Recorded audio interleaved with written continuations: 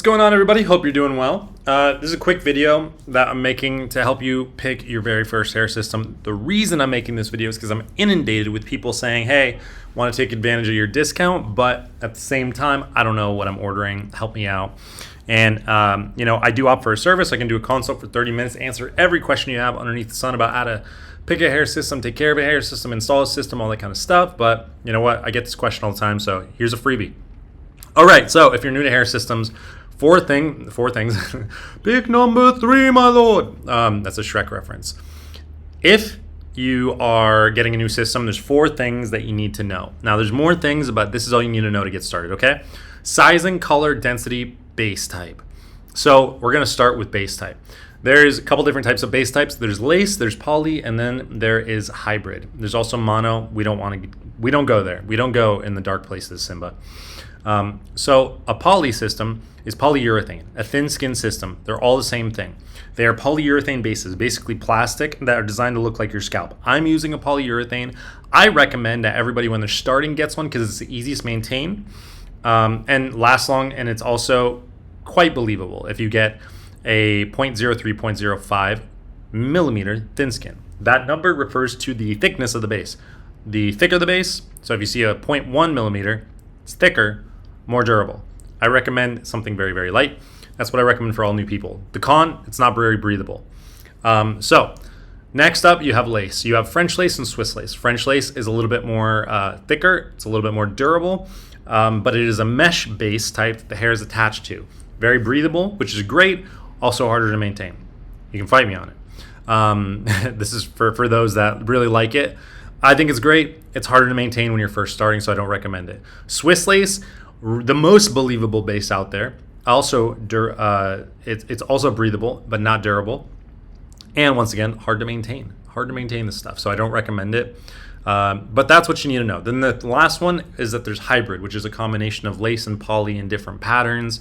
So that way you can play around, but don't worry about that right now. You really want to bias towards either the breathability or bias towards the ease of maintenance. And I always bias people towards that because I want you to be able to figure it out like riding a bicycle. Figure it out quick and then adapt from there. So the next thing, densities. Density refers to how much hair is there per square centimeter. Now, here's the general rule of thumb I'll just give you. If you're a white male, you don't want to be going over 90%. This is 90% and it's still it's a lot of hair. It's a lot of hair. So you will see densities on every single hair system, 80%, 90%, 80%, 90%, 100%, 105%, 115%. My general rule of thumb, if you are a white male like me, do not go over 90% unless you have the thickest, ungodly hair ever. It's really someone from Asian descent, maybe Middle Eastern descent can get away with like 100, 105 maybe. In my opinion, you never want to go above that. If you're an older gentleman, if you're in your 40s and 50s, you probably don't even want to be going towards 90. You probably want to be going towards 80% universally. All right. So generally, the density, you want it to be lighter than you do want it to be heavier. If it's too heavy, you're in for a world of hurt, and it's not going to look natural. Big mistake. So you will see that in the hair systems when you go look to choose what you want. Next up, sizing. The way that you measure sizing is you get your length by width. So you get your width by length. So you get your width by going to the widest point from side to side where there's not hair loss. And you take a tape measure and you measure that area. So if I have all my hair down here, I would go right here. All my hair down here, I would go right here. And I would measure with a tape measure what this distance is. That's my width. So if it's 5 inches, it's 5 inches. Then I would measure from the front hairline. 2 ways to figure out your hairline. You can either scrunch up your forehead like this, where your hairs or your skin stops scrunching. That's basically where your hairline was. Or you can use 4 fingers like I and get your hairline. Those are the 2 base ways. If you're a little bit older, you might want to recede it a little bit. But general, that's your rule of thumb right there. Now, with that, you go from right here. So you do your measurement. You start your tape measure right here. And you go to, once again, where your hair loss stops, where you have hair. You measure that. Now you have your length. So you have your width by your length. And you'll see every system, most of them give a measurement. It'll say something like, 7 by 9, 8 by 10. That is the width by the length. So if your width and length both are underneath what the system is, you're good to go. So if your width, for example, is 6.5 inches and your length is, say, 8.8, a 7x9 system is great for you. If your width is 6.5, your length is 9.2, not big enough. You need to go up to the next size because it will not cover it. Make sense? Cool.